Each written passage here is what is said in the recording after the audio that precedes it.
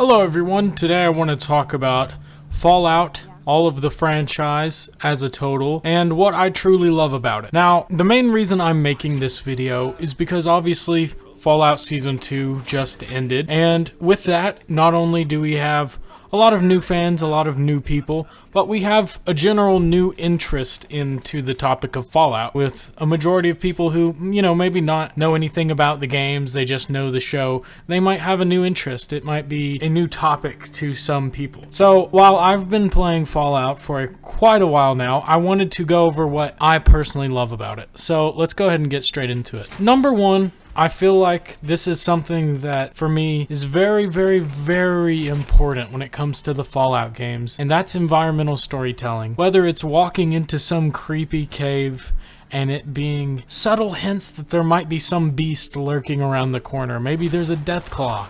Maybe there's a Yaogwai. Maybe there's blood. There's different things that are around the area. You might find a terminal that is explaining something that's going on in the area. You might find traders of some kind. You might find a community that needs help with this cave. There's always subtle little details that will hint at little stories or little environmental issues. And this has been going on not only since the beginning of the franchise, but quite frankly, it's been added into every single game, just about. I mean, there's environmental storytelling, and you would hope so, in all of the games.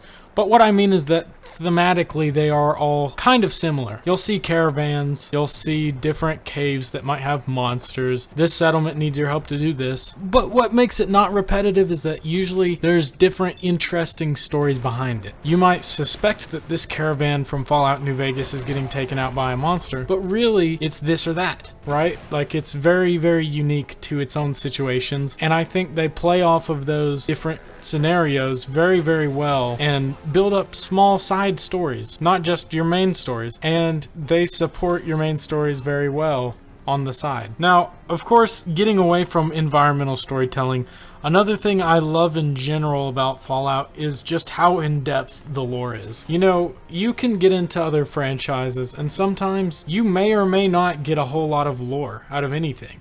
There might be some interesting aspects to it, but at the end of the day, it just depends on the franchise you're getting into. Now with Fallout, you're just asking to be bombarded with a bunch of lore. However, you obviously don't need to know all the lore to enjoy the games. I mean, when I played Fallout 4 for the first time, I didn't know hardly anything about the games many, many years ago. And subtly over time, I began to love the game. And I think that likely with the TV show and these new fans of Fallout, it's probably similar. They're just coming to the show, they're just now getting into the world, and it's either hit or miss for them. But if they learn more lore, if they get more into it, that one moment that might be a miss might eventually be a hit. And that's what I love, is that there's so many different routes that the Fallout lore takes, and while you might not enjoy this one plot line, there's so much going on in so many different areas that I think that there's a piece of cake for everyone within each different storyline. Like for example, you might not really care about the certain faction-related issues in Fallout 4, or you might not like that your main character Nate is searching for his son. Great, well just play New Vegas. Maybe you like New Vegas because for once you're not a vault dweller like a lot of the other games. Maybe that intrigues you more. There's just so many different nuanced little things that you can do within these games that genuinely you can very much just live the world and put yourself in those scenarios. And I think it's absolutely why Fallout 1 had the title of a post-apocalyptic role-playing game. And realistically, I think all of them should have this title, but it's a given at this point since it's a franchise. But they are all like this. You can delve into characters, into stories, and really that's the area where Fallout really touches people's hearts. That's the area where Fallout really means something to people, is when it touches you in a way where you feel like you're there yourself, like you're fighting alongside the Brotherhood or the NCR, for example. It could be any of these games, any of these small stories, but at the end of the day, I think that honestly, those different little stories that help build up the world, the environmental storytelling and the nuanced overall lore is just really fun. And two, you gotta give props to Tim Kaine and Bethesda as well. But first, Tim Kaine for coming up with such a creative, unique world. And props to Bethesda for building upon it and making it into a 3D situation and building on it. Now, I know not everyone obviously loves Bethesda Fallout, but you gotta give Bethesda Fallout credit. Without Bethesda buying the Fallout franchise, I mean, what would it really be today, right? Maybe it would be a nostalgic PC game that got left behind when Interplay fumbled and fell to the ground and burnt to ash, right? Maybe Fallout as a franchise would be dead. So I think that we have to give props to Bethesda for doing the work they've done. I mean, they're the reason I know anything about Fallout in the first place. And I'm sure it's the same with a lot of other people with their introduction to Fallout 3 as their first Fallout game. Now, I want to say this is a little sub point, but one of the last few things I can say I really enjoy about Fallout, besides environmental storytelling and overall stories, is just the humor and the music as well. The humor in it really is top notch, because I think that the Fallout series knows when to take itself seriously, and it also knows when to set a funny tone. And I think that that's part of why the show is so good, at least in the first season and a majority of the second season, is that it sticks to this humor very, very well, where you get to see, you know, maybe a funny moment where someone's head explodes through vats, or, you know, something crazy happens, like a random encounter and a guy's like screaming about drugs, or like, I think that for example, in the Fallout show, we have I'm just going to call him the chicken lover. I couldn't think of the other name, but he is a perfect example of these random wacky things that overall fit well in this serious and unserious world.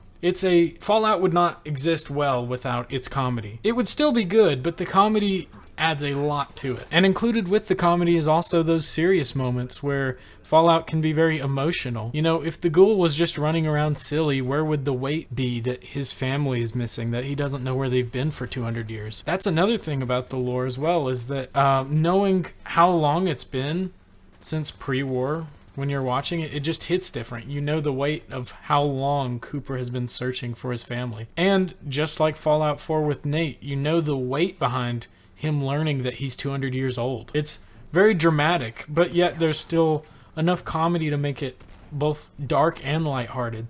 And I think that balance is really what makes Fallout beautiful and unique to its own. And to wrap it up, I would like to say finally, to all of those of you who are new to the Fallout franchise, I welcome you. I understand that this is kind of a difficult time to enter, as I understand that, you know, Bethesda has a lot of issues with games, and there's issues with Fallout 4. There's issues with talks of remakes and remasters and what will and what won't happen. But regardless of those issues, I think we've never seen more support and love for Fallout as a fan base as we are today with the show. So the inclusion of that, and the more we support this community and the more we band together, and even if Bethesda's not doing everything we want, the mods are a beautiful way for the community to get together and make things that we want to see if Bethesda's not doing that for us. So I think that no matter which way you spin it, if it's environmental that you love, if it's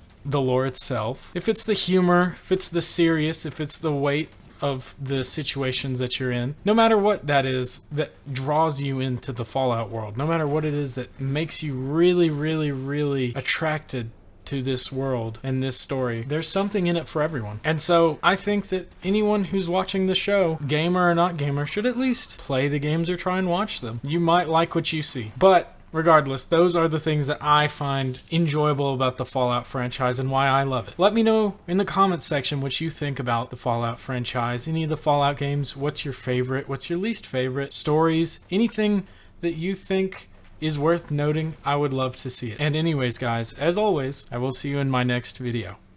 Bye-bye.